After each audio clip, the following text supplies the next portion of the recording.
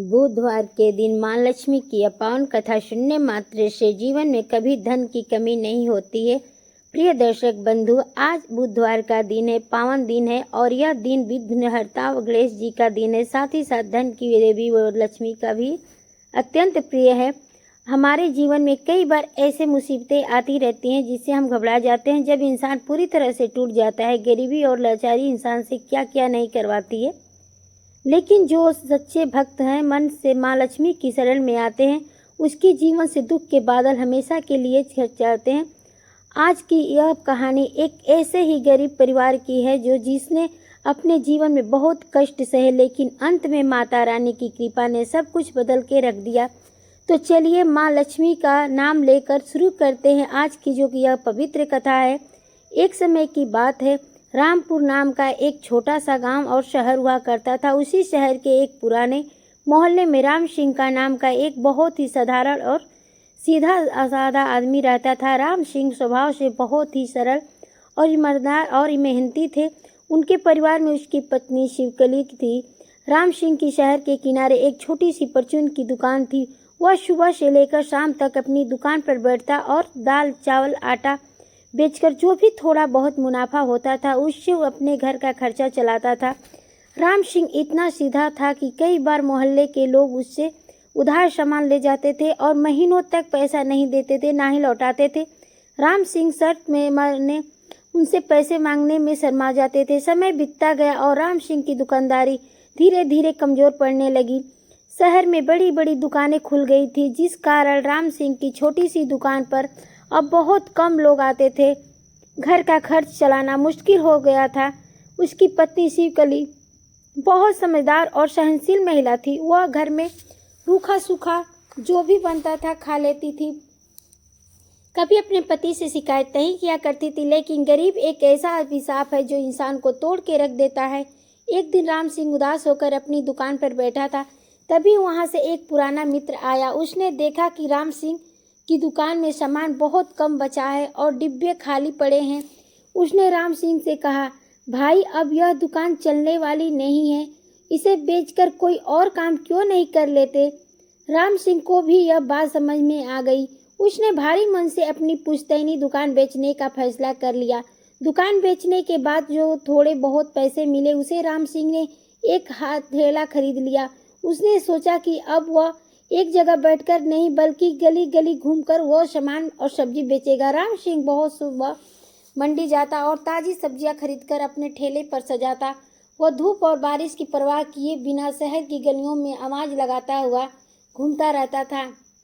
लेकिन किस्मत को शायद कुछ और ही मंजूर था। राम सिंह को सब्जी बेचने का तजुर्बा नहीं था। कई बार वह ज्यादा दाम में सब्जी खरीद लाता और उसे सस्ते बेचनी पड़ता। कई बार उसकी हरी सब्जियां ठेले पर रखे रखे सड़ जाती थी।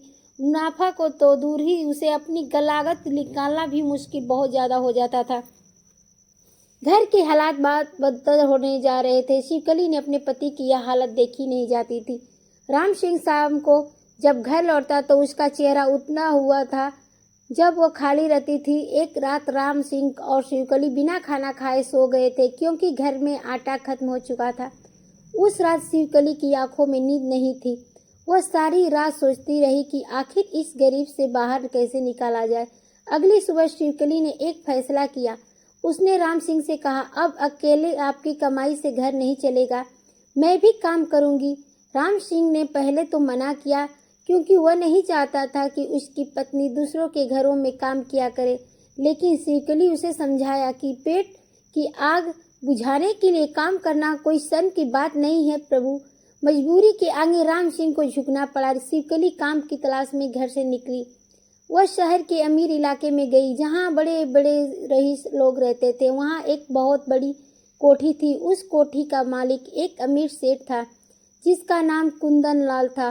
कुंदन लाल शहर का जाना माना व्यापारी था, लेकिन उसका चरित्र अच्छा नहीं था। शिवकली डरते डरते उस कोठी के गेट पर गई और चौकीदार के काम के बारे में पूछा। चौकीदार उसे अंदर सेठ कुंदन लाल के पास ले गया। शिवकली ने सेठ के सामने हाथ जोड़कर कहा, साहब, मैं बहुत गरीब हूँ, मेरे पति की कमाई से घर नहीं चल पाता है, मुझे आपके घर में बर्तन मांजने या झाड़ू पोछा करने का काम दे दीजिए। सेठ कुंदन लाल की नज़र शिवकली पर पड़ी। शिवकली भले ही गरीब थी और फटे पुराने कपड़ों में थी, लेकिन वह दिखने में सुंदर, बहुत ही सुंदर थी। सेठ की नीयत उससे देखते ही खराब हो गई। उसने शिवकली को ऊपर से नीचे तक देखा और मना ही मन कुछ गलत सोचने लगा। सेठ ने मीठी बातें करते हुए कहा कि देखो, हमारे घर में काम तो बहुत है, नौकरानी की ज़रूरत भी है। तुम कल से काम पर आ जाना। तुम्हें घर के सारे बर्तन साफ करने होंगे और बदले में तुम्हें अच्छे पैसे मिलेंगे और घर में तुम गुजारा कर लिया करना। शिवकली को ये कहते हुए सेठ कुंदन लाल ने ऐसे कह के काम पे रख लिया। शिवकली बहुत ही खुश हो गई। पैसे मिलेंगे, शिवकली को ऐसा लगा। शिवकली को लगा कि भगवान ने उसकी सुन ली है। बहुत ही खुश हुई कि अब उसे 2 वक्त की रोटी के लिए तरसना नहीं पड़ेगा। उसे इस बात का जरा भी अंदाजा नहीं था कि वह जिस दलदल में कदम रखने जा रही है वह उसकी जिंदगी को किस तरह बर्बाद करने वाला है। अगले दिन से शिवकली सेठ कुंदन लाल के घर काम करने जाने लगी।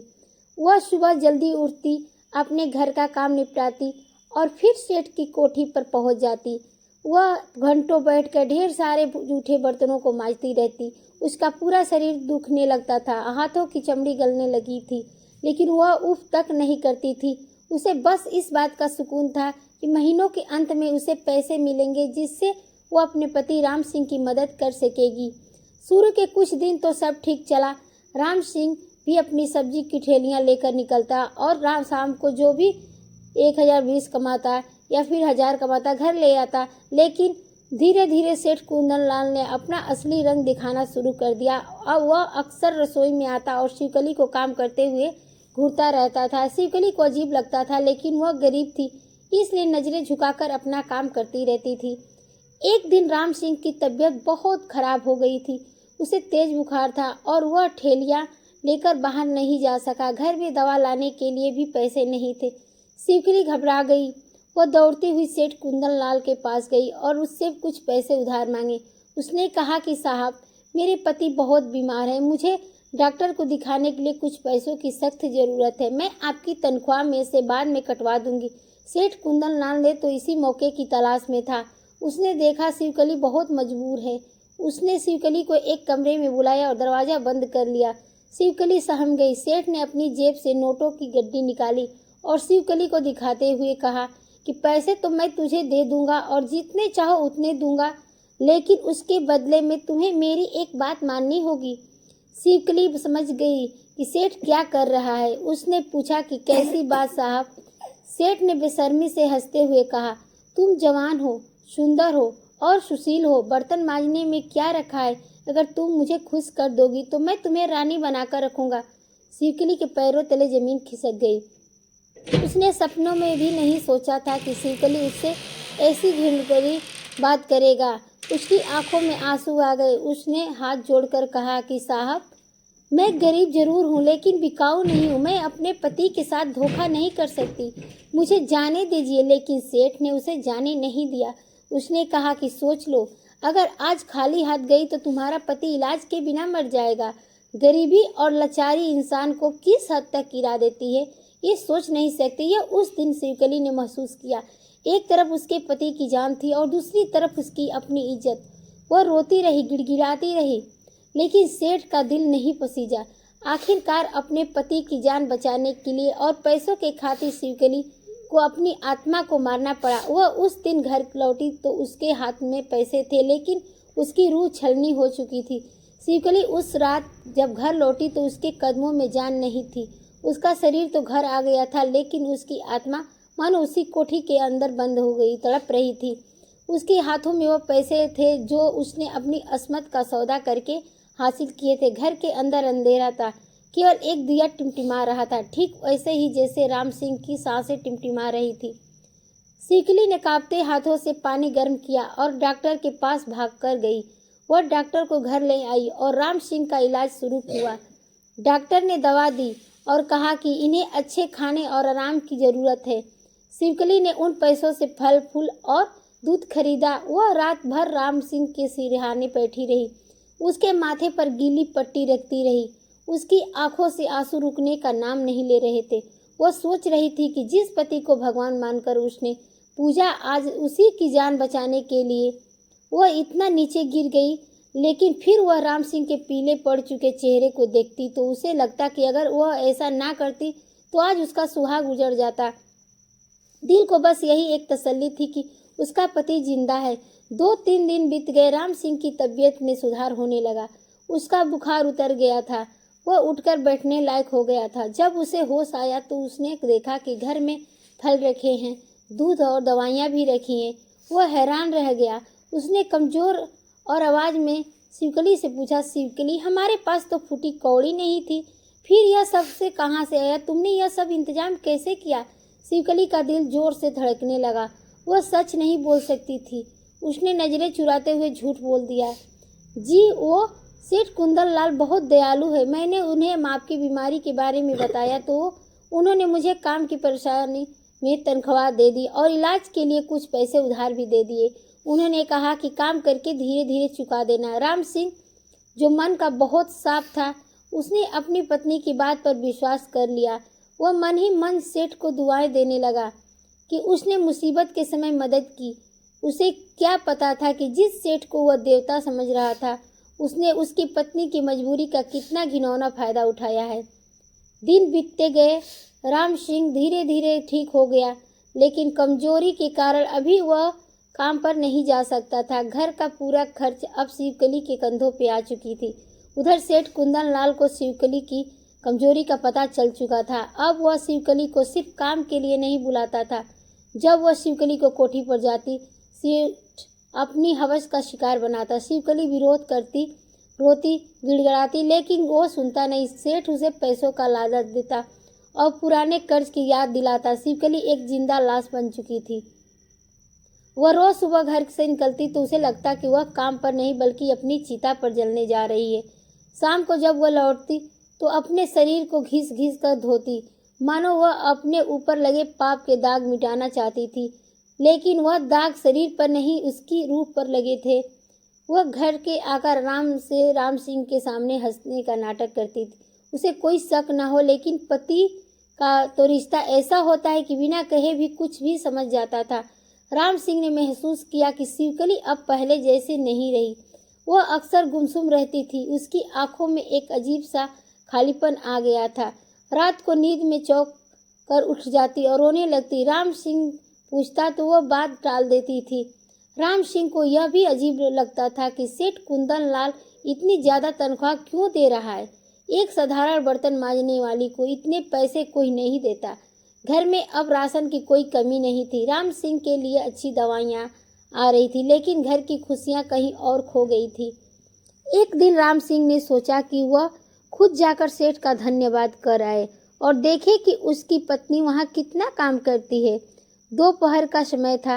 राम सिंह अपनी लाठी टेकते हुए धीरे धीरे सेठ कुंदन लाल की हवेली और कोठी की तरफ चल पड़ा। जब वह कोठी के गेट पर पहुंचा तो चौकीदार ने उसे रोक लिया। राम सिंह ने कहा कि वह शिवकली का पति है और सेठ जी से मिलना चाहता है। चौकीदार ने अजीब सी मुस्कान के साथ उसे देखा और कहा, सेठ जी अभी व्यस्त हैं और तेरी बीवी भी अंदर ही है, तू यहीं इंतजार कर। राम सिंह गेट के पास ही एक पेड़ के छांव में बैठ गया। कुछ देर बाद उसे कोठी के अंदर से कुछ आवाजें सुनाई दी। वह कोठी के पिछले हिस्से की तरफ गया और रसोई की खिड़की खुलती थी। उसने सोचा शायद शिवकली रसोई में होगी तो उसे आवाज दे दूंगा। जब वह खिड़की के पास पहुंचा और अंदर का झांका तो उसके पैरों तले जमीन खिसक गई। उसने जो देखा उस पर उसे अपनी आंखों पर भरोसा नहीं हुआ।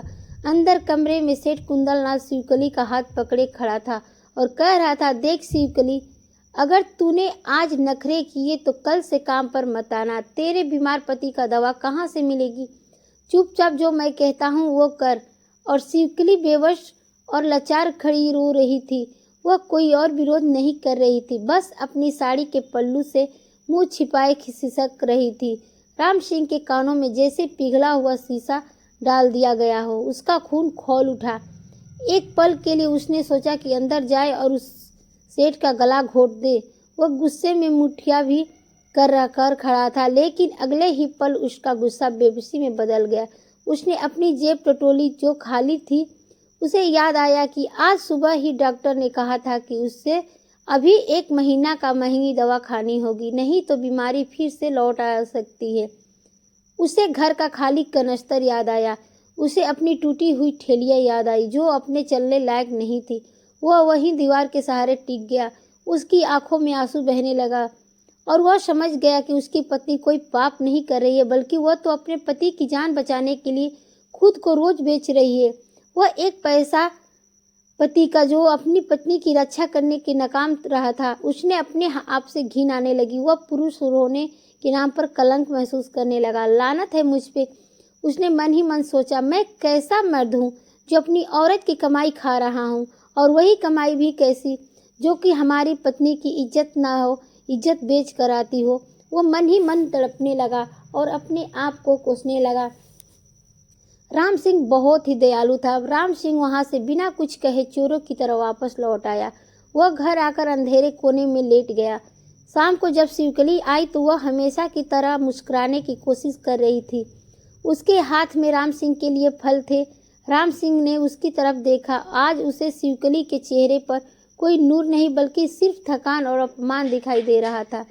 शिवकली ने पूछा, जी आज आपकी तबीयत कैसी है? मैंने आपके लिए सेब लिए हैं। राम सिंह का गला भर आया।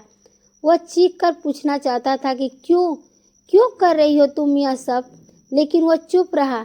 वह जानता था कि अगर उसने मुंह खोला तो शिवकली टूट जाएगी और वह बिखर जाएगी। अगर शिवकली ने वहां जाना बंद कर दिया तो वे दोनों भूख से मर जाएंगे। गरीबी इंसान को इतना कमजोर बना देती है कि वह अपने सम्मान का सौदा होते हुए भी देखकर भी वो चुप रहने लगता है, मजबूर हो जाता है। राम सिंह के कांपते हाथों ने वह सेब ले लिया और खाने लगा। वह सेब नहीं, मानो वह अपनी पत्नी के अपमान का घूंट पी रहा है। उस दिन के बाद से राम सिंह और शिवकली के बीच एक अजीब सी खामोशी छा गई थी। राम सिंह अब सब जानता था, लेकिन अनजान बना रहता था। रोज सुबह जब शिवकली तैयार होकर जाने लगती तो राम सिंह की रूह कांप जाती थी।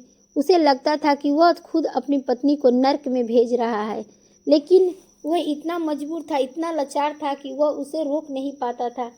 वह बस चारपाई पर लेटा छत को घूरता रहता था और अपनी किस्मत को कोसता रहता था। समाज की नज़रों से यह बात छिपी थी, लेकिन राम सिंह की नज़रों में वह खुद गिर चुका था। वह रोज देखता था कि उसकी पत्नी सज धज कर जाती है और शाम को थकी हारी बिखरे बालों के साथ लौटती थी। वह रोज पैसों लाती, उससे घर का चूल्हा जलता रहता था। राम सिंह उस रोटी को निगलता तो उसे लगता जैसे वह आग के अंगारे निकल रहा है। यह सिलसिला एक दिन या 2 दिन का नहीं था, अब यह उनकी जिंदगी का हिस्सा बन चुका था। राम सिंह अब ठीक हो गया था, लेकिन उसमें काम करने की हिम्मत नहीं बची थी। आत्मग्लानि ने उसे अंदर से खोखला कर दिया था। वह दिन भर घर के बाहर बैठी खाली ठेलिया को देखता रहता था। मोहल्ले के लोग कहते कि देखो राम सिंह कितना किस्मत वाला है, बीबी कमा रही है और वह आराम कर रहा है। यह ताने उसे तीर की तरह चुभते थे। वह सोचता था, काश मैं फिर से बीमार पड़ जाऊं और मर जाऊं, कम से कम इस चिल्लत की जिंदगी से छुटकारा तो मिलेगा। उधर सेठ कुंदन लाल का मन अब शिवकली से भर नहीं रहा था। वह उसे और ज्यादा परेशान करने लगा था। वह उसे देर रात तक रोके रखता। शिवकली घर आती तो रात के 10-11 बज जाते थे। राम सिंह जागता रहता, दरवाजे की तरफ टकटकी लगाए। जब वह आती तो दोनों एक दूसरे से नजरें नहीं मिला पाते। एक अपराध बोध दोनों के बीच दीवार बनकर खड़ा हो चुका था। शिवकली को लगता कि वह अपने पति को धोखा दे रही है और राम सिंह को लगता कि वह अपनी पत्नी का सौदागर बनकर गया है। एक रात शिवकली बहुत रोई। उसने राम सिंह के पैरों में सिर रखकर कहा, मुझे माफ़ कर दीजिए, मैं गंदी हो गई हूँ, मैं पापी हूँ, मैं बहुत ही अच्छा नहीं हूँ। राम सिंह का दिल फट गया। उसने शिवकली को उठाया और अपने सीने से लगा लिया। दोनों पत्नी पति उस रात बहुत रोए। राम सिंह ने कहा, दोस्त तेरा नहीं है, मेरी गरीबी का है। पगली, तू तो देवी है जो इस नर्क में रहकर भी मेरा घर चला रही है। उस रात दोनों ने अपनी मजबूरी को स्वीकार कर लिया। उन्होंने मान लिया कि अब यही उनकी नियति है। जब तक पेट में जब तक गरीबी है, तब तक शिवकली को सेठ की कोठी पर जाना ही होगा और राम सिंह को यह कड़वा घूंट पीकर चुप रहना ही होगा। महीनों महीने बीत गए, मौसम बदले, लेकिन राम सिंह और शिवकली की किस्मत नहीं बदली। और फिर वह एक दिन हुआ जिसका डर शिवकली को हमेशा के लिए रहता था। उसे महसूस हुआ कि उसका शरीर भारी हो रहा है। सुबह उठते ही उसे चक्कर आने लगे और उल्टियाँ होने लगी। शिवकली जो पहले से ही 2 बच्चों की माँ बनने का अनुभव नहीं रखती थी, क्योंकि उनकी कोई संतान नहीं थी, वह समझ गई थी कि यह कोई बीमारी नहीं है। उसका माथा ठनका। उसके पेट में जो बच्चा पल रहा था वह उसके पति राम सिंह का नहीं था। जानती थी कि वह पिछले कई महीनों के राम सिंह की बीमारी और तनाव के कारण उसके करीब नहीं आया था। यह बच्चा उसी पाप की निशानी था जो वह उस कोठी में रोज ढो रही थी। यह बच्चा सेठ कुंदन लाल का था। शिवकली के पैरों तले से जमीन निकल गई। वह सोचने लगी कि अब वह राम सिंह को क्या जवाब देगी, समाज को क्या मुंह दिखाएगी। वह दिन भर घर के कोने में डूबकर बैठती और शाम को रोती रहती। शाम को जब राम सिंह उसकी हालत देखी तो उसने पूछा, क्या हुआ शिवकली, तबीयत ठीक नहीं है क्या? शिवकली की जुबान नहीं खुली। वह कैसे कहे कि वह माँ बनने वाली है, लेकिन वह बच्चा उसके पति का नहीं बल्कि उस पापी का है। वह डर के मारे कांपने लगी। क्या राम सिंह ने इस सच को बर्दाश्त कर पाएगा? क्या वह एक नाजायज बच्चे को अपनाएगा या फिर इस बार भी शिवकली को घर से निकाल देगा? उस रात घर में खाना नहीं बना। सन्नाटा ऐसा था कि सुई गिरने की आवाज़ भी सुनाई दे। शिवकली का मन कह रहा था कि वह कहीं दूर चली जाए या अपनी जान दे दे, लेकिन कोख में पल रही जान उसे रोक रही थी। आखिर उस अनजाने बच्चे का क्या कसूर था जो अभी तक जन्मा नहीं था? वह तो बस हालातों का परिणाम था। अगली सुबह शिवकली ने हिम्मत जुटाई और उसे सेठ कुंदन लाल को यह बात बतानी थी। शायद वह कुछ मदद करे या शायद वह इस बच्चे को स्वीकार कर ले, लेकिन क्या सेठ कुंदन लाल जैसा अयास आदमी इस जिम्मेदारी को उठाएगा या वह शिवकली को दूध में पड़ी मक्खी की तरह निकाल कर फेंकेगा? शिवकली भारी कदमों से कोठी की ओर चल पड़ी थी। उसे नहीं पता था कि आज का दिन उसकी जिंदगी में एक और नया तूफान लाने वाला था। रास्ते भर लोग उसे देख रहे थे, लेकिन वह अपनी ही सोच में गुम थी।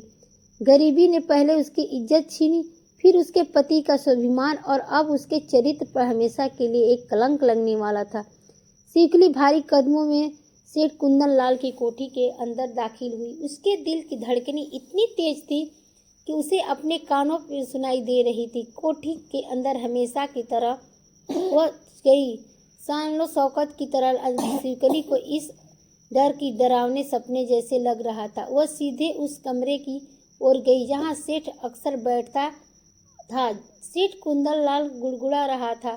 उसने शिवकली की ओर देखा, गंदी हंसती हंसते हुए बोला, मेरी रानी, आज तू बड़ी जल्दी आ गई। लगता है तुझे मेरी याद सता रही थी। सेठ की यह बातें सुनकर शिवकली को जल्दी उल्टी आने लगी। उसने अपनी नजरें झुका ली और कांपते हुए स्वर में बोला, मालिक, मुझे आपसे कुछ जरूरी बात करनी है। सेठ ने लापरवाही से हाथ हिलाते हुए कहा, हाँ हाँ बोल, क्या चाहिए? पैसे चाहिए क्या? ले जा, पर पहले मुझे खुश तो कर। शिवकली की आंखों से आंसू बह निकले। उसने हिम्मत जुटाई और एक ही सांस में कह दिया, मालिक, मैं गर्भवती हूँ, आपके बच्चे की माँ बनने वाली हूँ।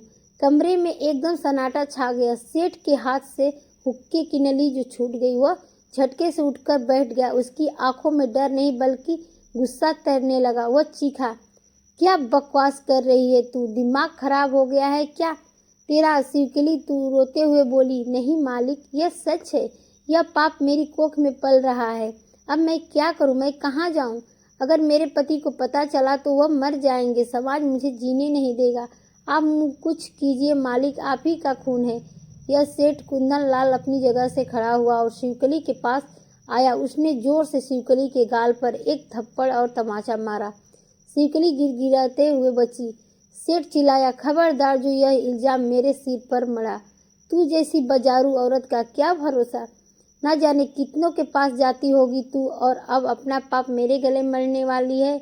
यह बच्चा मेरा नहीं है, और अगर है भी तो मुझे उससे कोई मतलब नहीं है। इसे गिरा दे, मार दे या फेंक दे, मुझे परवाह नहीं है। शिवकली सेठ के पैरों में गिर पड़ी। उसने अब उसके पैर पकड़ लिए और गिड़गिड़ाने लगी, ऐसा मत कहिए मालिक, मैं तो सती सावित्री थी। आपने ही मेरी मजबूरी का फायदा उठाया। मैंने आपके सिवा किसी और पराई मर्द की तरफ आंख उठाकर नहीं देखा है। भगवान से डरिए, इस बच्चे को अपना नाम दे दीजिए, आप मुझे कहीं दूर भेज दीजिए। सेठ ने उसे ठोकर मारकर दूर हटा दिया। उसने अपनी दराज से कुछ नोट निकाले और शिवकली के मुंह पर फेंकते हुए कहा, ले यह पैसे और जा अपना मुंह काला कर किसी वैद्य के पास जा और सफाई करवा ले। और सुन, अगर किसी के सामने मेरा नाम लिया तो तेरे पति को जिंदा जलवा दूंगा और तुझे कोठे पर बिठा दूंगा। मेरी पहुंच बहुत ऊपर तक है, यह बात याद रखना। शिवकली उन पैसों को नहीं छू सकी। वह उठी और बिना कुछ बोले वहां से चल दी। उसका स्वाभिमान जो थोड़ा बहुत बचा था वह आज भी चकनाचूर हो गया। सेठ ने इस्तेमाल किया और वह दूध से पड़ी मक्खी की तरह निकालकर फेंक दिया। और वह सोचने लगी कि अब हमारी जिंदगी में कोई ऐसा नहीं बचा है कि जो हमारी तकलीफ को दूर कर सके। बहुत ही सोचती विराजती राम सिंह की बीवी इस तरह से उस नालायक और जो राक्षस की तरह था उसके घर से वो चल दी। बहुत ही दूर से वो सोचती सोचती रास्ते में चली आ रही थी कि भगवान ना जाने कौन सा पाप का इस जन्म का परीक्षा ले रहे हैं। वो सोचती सोचती मन में विचार करती हुई चल दी। अब वह निकाल कर फेंकी हुई वह कोठी से बाहर निकली तो उसे लगा कि पूरी दुनिया उस पर हंस रही है। वह सड़क पर पागलों की तरह चल रही थी। उसके मन में आया कि सामने आ रही किसी गाड़ी के नीचे आ जाए और अपनी जान दे दे। लेकिन फिर उसे अपने पति राम सिंह की चेहरा याद आ गया। अगर मैं मर गई तो राम सिंह का क्या होगा? वह तो ऐसे ही बीमारी और भूख से कमजोर है। मेरे बिना वह एक दिन भी जिंदा नहीं रह पाएंगे। शिवकली ने सोचा। उसे अपनी साड़ी के पल्लू से आंसू पोंछे और घर की तरफ चल पड़ी। घर का रास्ता आज उसे बहुत लंबा लग रहा था। जब वह घर पहुंची तो राम सिंह खटिया पर बैठा उसका इंतजार कर रहा था। शिवकली को देखते ही उसने पूछा, क्या हुआ शिवकली, आज तुम जल्दी आ गई और तुम्हारी आंखें इतनी लाल क्यों हैं? तुम रो रही हो क्या? शिवकली अब और झूठ नहीं बोल सकती थी। उसके अंदर का बांध टूट गया था। वह दौड़कर राम सिंह के पास गई और उसके पैरों में सिर रखकर फूट फूट कर रोने लगी। राम सिंह घबरा गया। उसने शिवकली के सिर पर हाथ फेरते हुए पूछा, अरे पगली, क्या हुआ? बता तो सही। सेठ ने कुछ कहा है क्या या काम से निकाल दिया? शिवकली हिचकियों के बीच बोली, जी मुझसे बहुत बड़ा पाप हो गया है। मैं माँ बनने वाली हूँ। राम सिंह के हाथ वहीं थम गए। एक पल के लिए उसे लगा कि उसने गलत सुन लिया। उसने कांपती आवाज में पूछा, क्या? पर यह कैसे हो सकता है? हम तो कितने महीनों से। राम सिंह की जुबान लड़खड़ा गई। वह समझ गया कि उसे किसी के नाम पूछने की जरूरत नहीं थी। वह जानता था कि उसकी पत्नी कहाँ काम करती है और वह उसके साथ क्या होता है। राम सिंह की आंखों में एक अजीब सा खालीपन आ गया। वह चुपचाप बैठा रहा। ना वह चिल्लाया, ना उसे शिवकली को मारा। उसकी यह खामोशी शिवकली को मार रही थी। शिवकली ने रोते हुए कहा, जी हाँ, मुझे मार डालिए। मैं कुलच्छड़ी हूँ। मैं आपके नाम पर कलंक कर दिया है और लगा दिया। मैंने सेठ से कहा था पर उसने मुझे धक्के मार कर निकाल दिया। वह कहता है बच्चा मेरा नहीं है। अब मैं क्या करूं जी? आपसे कहेंगे तो अभी जाकर कुएं में कूद जाऊंगी। काफी देर बाद राम सिंह के मुंह से आवाज निकली। उसकी आवाज में इतना दर्द था कि पत्थर भी पिघल जाए।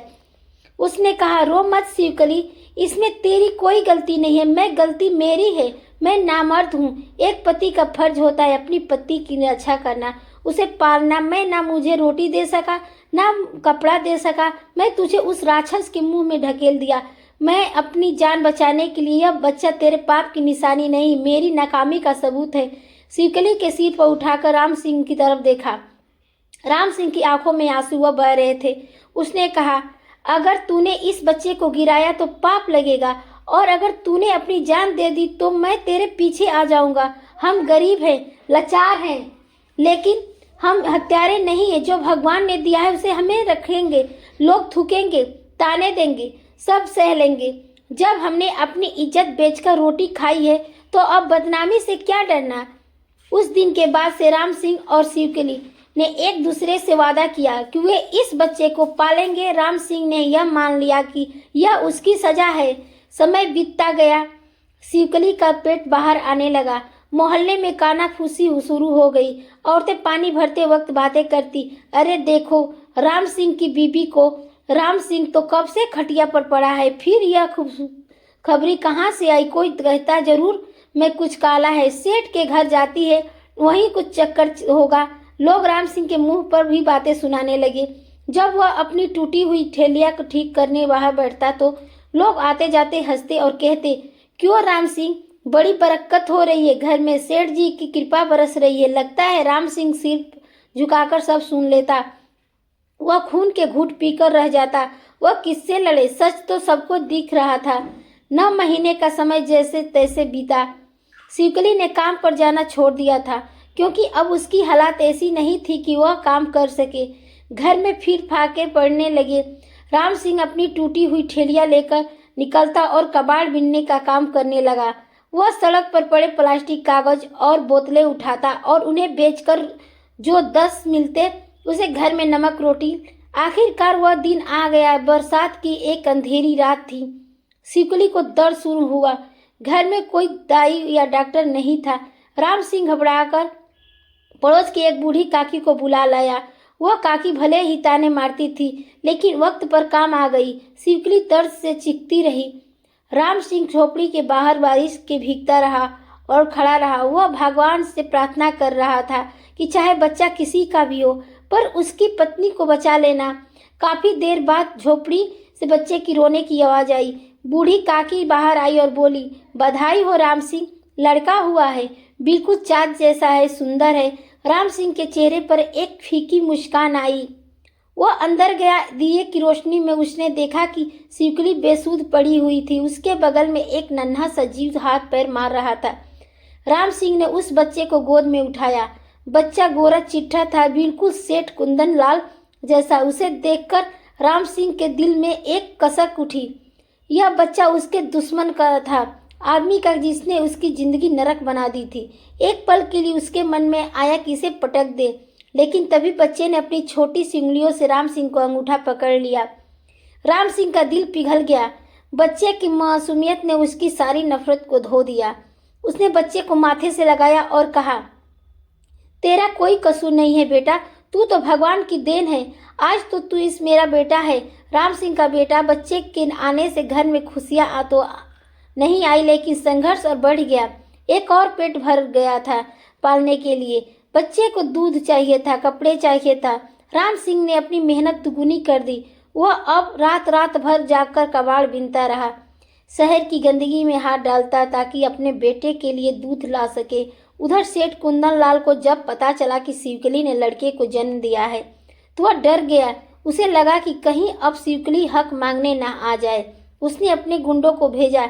एक दिन जब राम सिंह घर पर नहीं था, सेठ के 2 आदमी आए। उन्होंने शिवकली को धमकाया, ए औरत सुन ले, सेठ जी ने कहा है कि अगर तूने अपनी जुबान खोली या बच्चे को लेकर कोठी के आसपास भी भटकी तो तेरे बच्चे को उठा ले जाएंगे और तुझे जिंदा जला देंगे। शिवकली ने अपने बच्चे को छाती से भी लिए और वह डर के मारे थर थर कांपने लगी। उसने कसम खाई कि वह कभी उस कोठी की तरफ मुड़कर भी नहीं देखेगी। गरीबी और डर का साया उसके परिवार पर गहरा होता जा रहा था। बच्चा धीरे धीरे बड़ा होने लगा। राम सिंह और शिवकली ने उसका नाम रखा सूरज। सूरज वे चाहते थे कि उसका जीवन उसके जीवन की तरह अंधेरे में ना रहे, बल्कि सूरज की तरह चमके। लेकिन किस्मत को उनकी परीक्षा अभी और लेनी थी। जब सूरज करीब 6 महीने का हुआ तो राम सिंह फिर से बीमार पड़ गया। इस बार बीमारी और भी खतरनाक थी। शायद गंदी जगहों पर कबाड़ बिनने से उसके कोई संक्रमण हो गया था। उसे दिन रात खांसी आती रहती और मुंह से खून भी गिरने लगा। घर में खाने को दाना नहीं था, दवा तो बहुत दूर की बात थी। शिवकली अपने बच्चे को गोद में लिए बैठी रहती और राम सिंह की हालत देखकर आंसू बहाती। अब शिवकली के पास कोई रास्ता नहीं था। उसे फिर से काम खोजना था, लेकिन छोटे से बच्चे को लेकर उसे कौन काम देता। वह जिस घर में भी जाती, लोगों उसे नए बच्चे के साथ देखकर काम देने से मना कर दिए थे। ऊपर से उसकी बदनामी पूरे शहर में फैल चुकी थी। लोग उसे सेठ की रखेल कहकर बुलाते थे। कोई शरीफी परिवार उसे अपने घर में घुसने भी नहीं देता था। एक दिन जब घर में खाने को एक भी दाना नहीं था और बच्चा भूख से बिलख रहा था, शिवकली ने एक कठोर फैसला लिया। वह जानती थी कि उसे क्या करना है। वह फिर से उसी नरक में जाने की सोचने लगी जहां से वह किसी तरह जान बचाकर निकली। लेकिन इस बार सेठ के पास नहीं, बल्कि कहीं और जाने की सोच रही थी। क्या वह भीख मांगेगी या फिर कोई और गलत रास्ता चुनेगी? राम सिंह की खांसी की आवाज ने उसका ध्यान तोड़ा। राम सिंह ने इशारे से पानी मांगा। शिवकली ने उसे पानी पिलाया और मन ही मन भगवान को कोसने लगी, हे ईश्वर, तूने हमें पैदा ही क्यों किया? अगर मारना ही है तो एक साथ मार दे, यह तिल तिल करके क्यों मार रहा है? तभी दरवाजे पर किसी ने दस्तक दी। शिवकली ने दरवाजा खोला तो देखा कि बाहर एक पड़ोसन खड़ी है। उसने बताया कि शहर के दूसरे कोने में एक नया कारखाना खुला है, वहाँ मजदूरों की ज़रूरत है। अगर शिवकली चाहे तो वहाँ ईंट ढोने का काम मिल सकता है। यह काम मर्दों वाला था, बहुत ही मेहनत था, लेकिन शिवकली के पास कोई विकल्प नहीं था। उसने तुरंत हाँ कर दी। अगले दिन से शिवकली अपने 6 महीने के बच्चे को अपनी पीठ पर कपड़े से बांधकर उस कारखाने में जाने लगी। वह तपती धूप में अपने सिर पर ईंटों का भारी बोझ उठाती। उसका नाजुक शरीर इस मेहनत के लिए नहीं बना था। उसके पैरों में छाले पड़ गए थे, कमर झुक गई, लेकिन वह रुकती नहीं थी।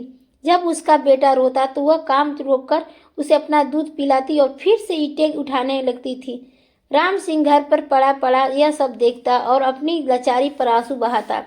वह सोचता था कि यह वही शिवकली है जो कभी फूल जैसी कोमल थी, आज पत्थर ढो रही है, और वह उसका पति एक लाश की तरह पड़ा है। इस गरीबी को उसके प्यार, उनके सम्मान, उनके शरीर, सब कुछ को निचोड़ कर रख दिया था। शिवकली सब कुछ छोड़कर अपने बच्चे को लेकर दिन रात मेहनत करती रहती थी। मेहनत करके अपने बच्चे को और अपने पति को पालना चाहती थी। वो अपने भूख की गरीबी को उनके शरीर पर सब कुछ निचोड़ दिया था, लेकिन उन्हें नहीं पता था कि अभी दुखों का अंत नहीं हुआ है।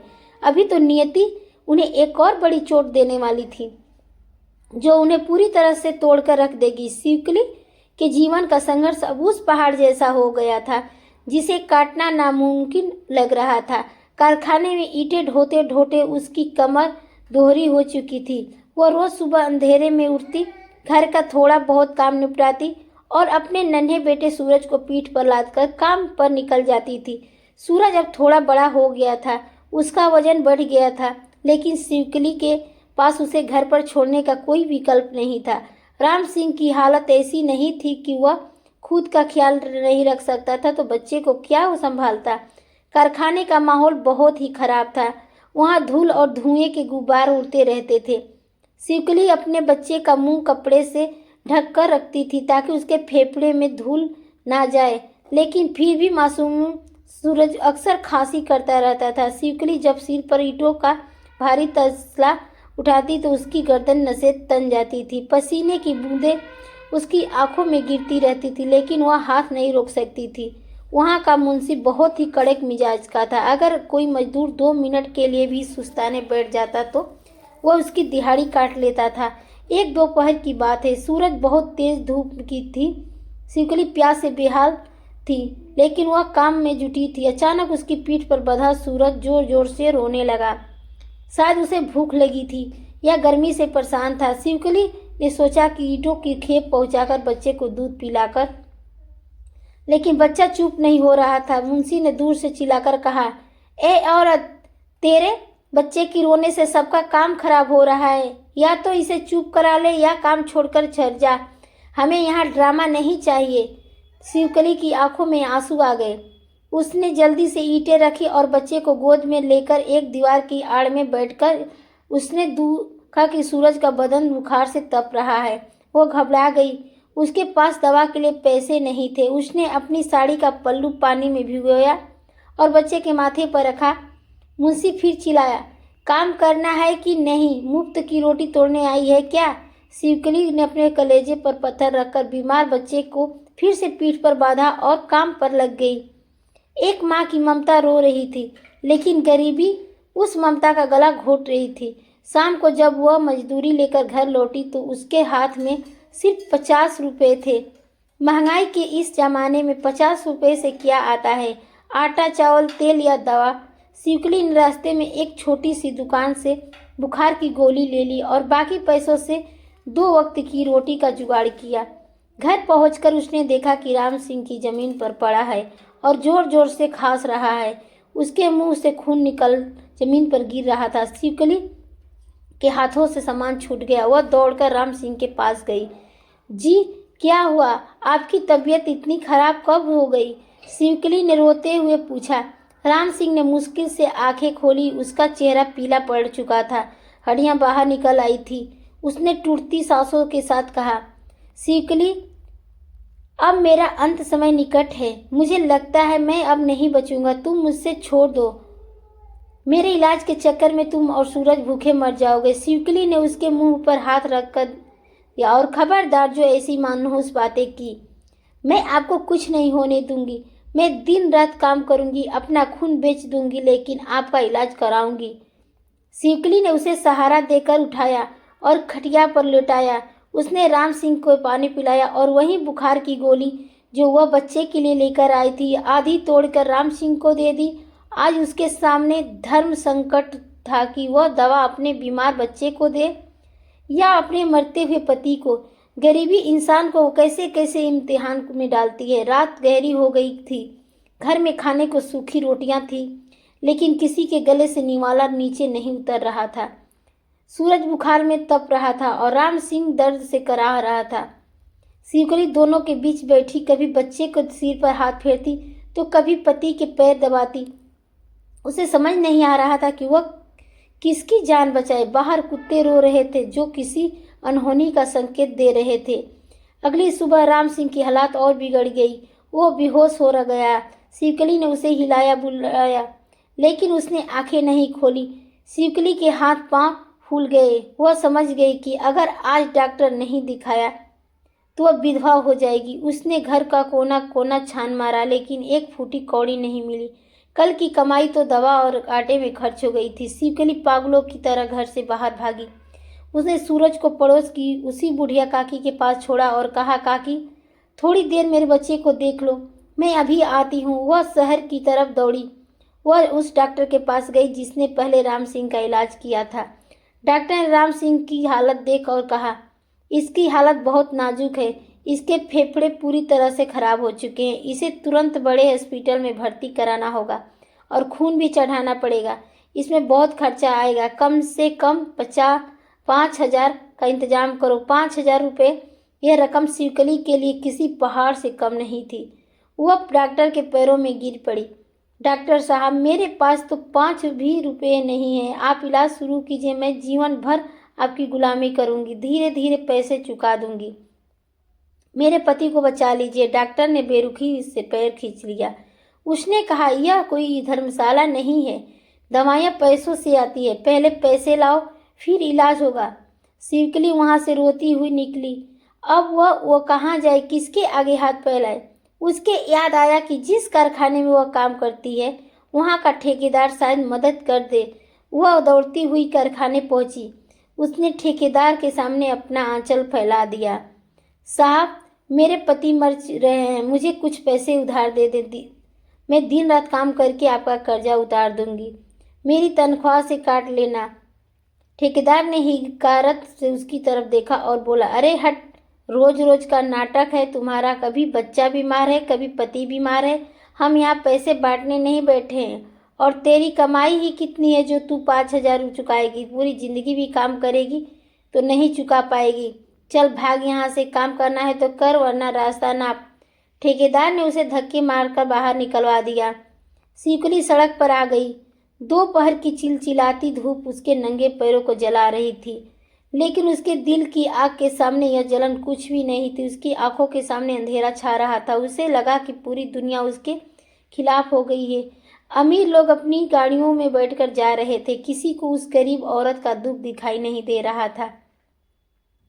हारकर उसने वह कदम उठाने को सोचा जो उसने कसम खाई थी कि वह अब कभी नहीं उठाएगी। वह सेठ कुंदन लाल की कोठी की तरफ जाने लगी। उसने सोचा कि भले ही सेठ उसे निकाल दिया था, लेकिन राम सिंह की जान बचाने के लिए वह फिर से अपने आत्मसम्मान को कुचलने के लिए तैयार थी। शायद सेठ को थोड़ी दया आ जाए।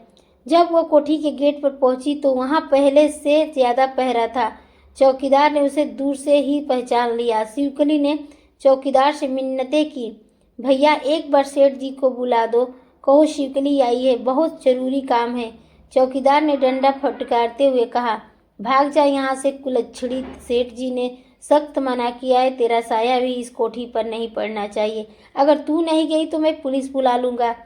शिवकली गेट के बाहर खड़ी होकर जोर जोर से चिल्लाने लगी, सेठ जी बाहर आइए, मेरे पति मर रहे हैं, आपकी वजह से मेरी जिंदगी बर्बाद हुई है, कम से कम उनकी जान बचाने के लिए तो कुछ दे दीजिए। लेकिन कोठी के ऊंचे दरवाजे के पीछे किसकी आवाज़ जाती है और किसी की नहीं सुनाई देती है। वहाँ तो ऐसे आराम की महफिल सजी थी, किसी गरीब की चीख वहाँ तक कैसे पहुँचती।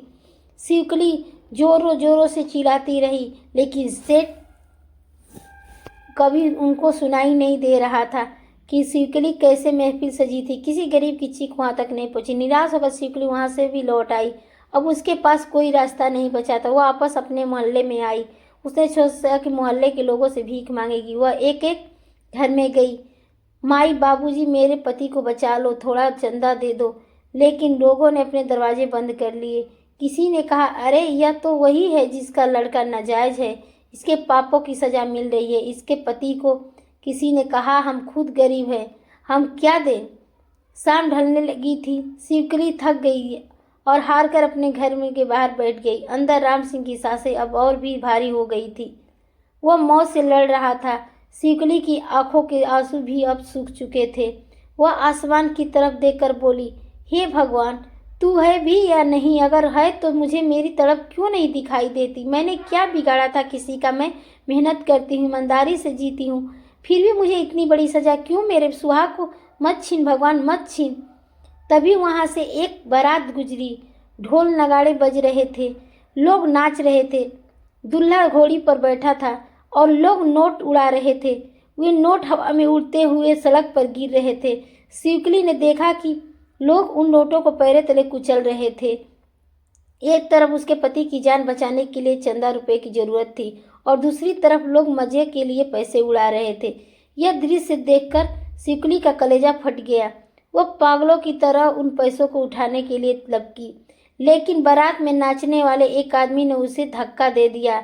ए भिखारिन, हट यहाँ से, शगुन के पैसे पर हाथ डालती है। शिवकली सड़क पर गिर पड़ी। उसके घुटने छिल गए, खून बहने लगा। वह वही धूल में पड़ी रही। बारात आगे निकल गई। शिवकली मुट्ठी में धूल भी पड़ी हुई। उसे लगा कि अब उस खत्म हो गया, राम सिंह अब नहीं बचेगा। वह जब लड़खड़ाते कदमों से घर के अंदर गई, उसने देखा कि राम सिंह की आंखें फटी की फटी रह गई है और उसकी सांसें अटक अटक कर चल रही है। वह दौड़कर उसके पास गई। राम सिंह ने इशारे से पानी मांगा। घर में पानी का घड़ा भी खाली था। शिवकली ने घड़ा उठाया और बाहर हैंडपंप की तरफ दौड़ी। जब वह पानी लेकर वापस लौटी तो उसने देखा कि राम सिंह का हाथ खटिया से नीचे लटक रहा है और उसकी गर्दन एक तरफ ढलक रही है। शिवकली के हाथ से लौटा छूट गया, पानी जमीन पर बिखर गया, ठीक वैसे ही जैसे उसकी जिंदगी बिखर गई थी। वह धीरे धीरे राम सिंह के पास गए, उसके सीने पर कान लगाया। धड़कन बंद हो चुकी थी। राम सिंह उसे इस क्रूर दुनिया में अकेला छोड़कर जा चुका था। शिवकली की चीख से पूरा मोहल्ला गूंज उठा। लेकिन आप मुझे छोड़कर नहीं जा सकते, उठिए, देखिए मैं पानी आई हूँ, उठिए ना। वह राम सिंह की छाती पीट पीट कर रोने लगी। पड़ोस की बूढ़ी काकी जो सूरज को गोद में लिए थी दौड़कर आई। उसने राम सिंह की नब्ज देखी और रोते हुए बूढ़ी शिवकली को गले लगा लिया।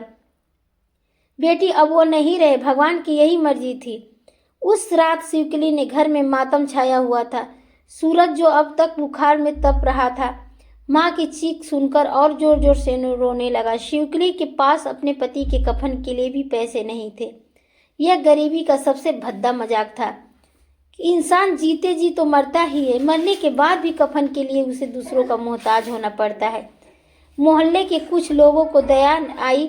उन्होंने चंदा इकट्ठा करके राम सिंह को अंतिम संस्कार करवाया। शिवकली शमशान घाट पर बैठी जलती हुई चिता को देखती रही। उस आग में सिर्फ राम सिंह का शरीर नहीं जल रहा था, बल्कि शिवकली के सारे सपने जलकर राख होकर, सारी उम्मीदें जलकर राख हो रही थी। अब वह इस दुनिया में बिल्कुल अकेली थी। एक विधवा औरत, एक नाजायज बच्चा और सिर पर कर्ज और गरीबी का पहाड़। राम सिंह के जाने के बाद शिवकली के जीवन में अंधेरा और गहरा होता गया। अब उसने सुरक्षा देने वाला कोई नहीं था। समाज के भेड़िए अब और भी ज्यादा खूंखार नजरों से उसे देखने लगे। हर कोई उसे नोच खाना चाहता था। खाने के लाले थे, बच्चा बीमार था और सिर पर छत भी नहीं थी, क्योंकि मकान मालिक ने किराया ना देने पर घर खाली करने की धमकी दे दी थी। शिवकली ने सोचा कि अब जीने का क्या फायदा, क्यों न इस जीवन को ही खत्म कर दिया जाए। उसने मन बना लिया कि आज रात वह अपने बच्चे के साथ नदी में कूदकर जान दे देगी। ना रहेगा बांस और ना बजेगी बांसुरी, दुख का अंत मौत से ही होगा खत्म। शिवकली सोचते सोचते रात भर यही सोचती रही कि उसे अपने शरीर को खत्म कर देना है, क्योंकि इस जीवन से तो अच्छा मर जाना ही है। शिवकली पूरे दिन यही सोचती रही कि वो अपने बच्चे के साथ नदी में कूदकर जान दे देगी, लेकिन शिवकली को क्या पता था कि इससे और भी दुख ज़्यादा बढ़ने वाला है। शिवकली के पास राम सिंह के जाने के बाद कुछ भी नहीं बचा था। शिवकली पूरे तरीके से अकेली हो चुकी थी, क्योंकि पति के साथ के बिना पत्नी का कुछ नहीं होता है, क्योंकि शिवकली अब विधवा हो चुकी थी। शिवकली के पास अब कुछ नहीं बचा था। वो बच्चे को छाती से लगाकर नदी के घाट की तरफ चल पड़ी। हवाएं तेज चल रही थी, मानो प्रकृति भी उसे रोकने की कोशिश कर रही हो। नदी का पानी उफान पर था। शिवकली घाट के किनारे खड़ी हो गई। नदी का ठंडा पानी शिवकली के पैरों को छू रहा था। लहरें मानो उसे अपनी ओर बुला रही थी। उसकी गोद में नन्हा सूरज गहरी नींद में सो रहा था, बेखबर कि उसकी माँ उसे हमेशा के लिए सुलाने जा रही है। शिवकली ने एक लंबी सांस ली और अपनी आंखें बंद कर ली। वह कूदने ही वाली थी कि तभी उसे कहीं से घंटियों की आवाज़ सुनाई दी, टन टन करके। यह आवाज़ पास के ही एक मंदिर में आ रही थी। हवा के झोंके के साथ एक भजन के बोल उसके कानों में पड़े। मैया के दरबार में दुख दर्द मिटाए जाते हैं, जो भी आता शरण में बिगड़े काम बनाए जाते हैं। शिवकली के कदम रुक गए। वह भजन की आवाज़ मानो उसके रोक में रही थी। उसने सोचा, मरना तो है ही है, एक बार भगवान के सामने जाकर अपनी आखिरी शिकायत तो कर लूं, पूछ तो लूं कि मेरे साथ इतना अन्याय क्यों किया। वह नदी की तरफ से मुड़ी और लड़खड़ाते कदमों से उस मंदिर की ओर चल पड़ी। यह माँ लक्ष्मी का एक बहुत ही पुराना मंदिर था। मंदिर के अंदर आरती हो रही थी। शिवकली एक कोने में जाकर खड़ी हो गई। उसकी साड़ी फटी थी, बाल बिखरे थे, वह पागलों जैसी दिख रही थी, लेकिन किसी ने उसे नहीं रोका। आरती खत्म हुई। पुजारी जी ने सबको प्रसाद दिया। शिवकली की नज़र सामने रखी